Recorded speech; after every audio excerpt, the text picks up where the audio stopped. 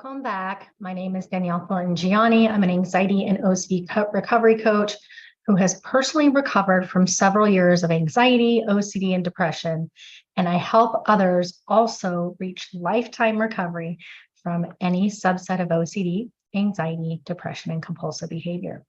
Today, we're going to talk about how to get your brain to stop focusing on the negative. But first, let's talk about why it's doing this. The reason why your brain can be so focused on the negative, it's called negative bias. Our brains are designed to pay more attention to the negative than the positive because this is a way that it keeps us safe. If the brain can hyper-focus and scan for danger or negatives, then we can come up with ways to fix it or to eliminate from being in danger or taking any risk. Now, if you struggle with anxiety, depression, OCD, or any mental health disorder, this is probably a lot stronger for you than it would be for somebody without these disorders. But the wonderful news is we can retrain our brain out of this. Now, the important thing to remember is that our memories, the things that we remember based on emotion. So the stronger the emotion was at the time that something happened, the stronger that memory is going to be, the more likely we are to remember it. And the emotion attached to negative circumstances or things that happen is actually 2 times stronger than the positive. So that's why when you are in a situation and people are telling you positive things, but one person says something negative, you're a lot more likely to remember that negative thing. Your brain hyper-focuses on that. Okay, this is actually quite normal.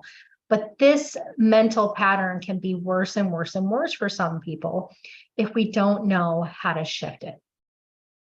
And so how do we change this? So if you struggle with OCD, the first important thing to understand is if you're struggling with intrusive thoughts or your OCD theme, and essentially you know that OCD is attaching to something, if you have thoughts that cause discomfort, followed by compulsions. It could be something that actually happened or something completely out of the blue that didn't actually happen, okay? When you're obsessing about something, it's followed by compulsions. There's a lot of anxiety and discomfort, or maybe just a little discomfort there.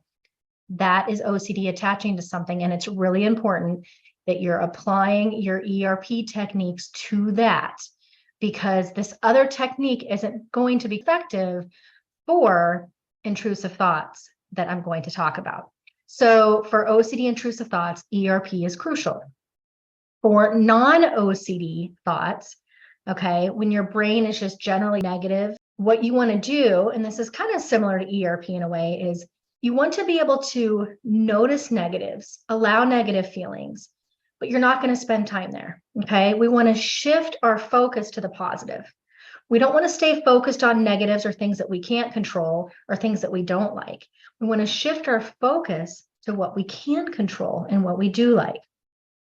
Now, the technique that I want to teach you for this, again, just like ERP, it's quite simple, but you're going to have to practice it over and over and over again before it becomes more automatic. It's called savoring. When you're in a positive moment, when you're in a moment that you enjoy, or even just doesn't even feel that positive, but you know it's a positive thing, you're just not feeling it, I want you to practice savoring. So kind of like when you eat a meal and you've heard people talk about savor that meal, chew it longer, taste it, allow it to sit in your mouth, absorb the flavors, look at it, right? You're spending more present time savoring or enjoying that moment. Essentially, you're noticing the positives of that moment. And again, even if it doesn't feel so positive at first, you're actually going to essentially be looking for all the positives in that moment. So for example, some of us might be really focused on excitement and these highs of vacations and excitement and romance, right? And all of that's great, but it's not realistic all the time. And if we're always focused on that, we're not going to be able to enjoy the small moments very much. So for example, maybe you're sitting on the couch with your partner or your family, and you might just notice, you know what? This is really nice. Not only is it really nice to be spending time with people that I love, but it's nice that we're all together. It's nice that we're holding hands or that we're sitting close together. It's really nice that we both have this thing, this show or this movie that we're really enjoying together. It's so nice that we have some quiet time right now and some downtime. Maybe you're really busy. Okay. You're going to just notice all of the things in that moment that are positive, that maybe you either feel grateful for, or maybe you want to feel more grateful for. You're savoring the moment. And you want to spend at least a couple of minutes doing this. And what you're going to do is you're going to increase the emotion around this experience. Just like the emotion sometimes with negative experience is very high, you're going to start to increase your presence and the emotion in those positive moments. And what you're going to find is you get a lot more positive feelings. And the more you practice this, just like with ERP, you are going to notice that it gets a little bit easier to do. It's not quite as hard to savor. It's something that you do more and more often. And eventually, with ERP and with savoring, your brain starts to do it more automatically.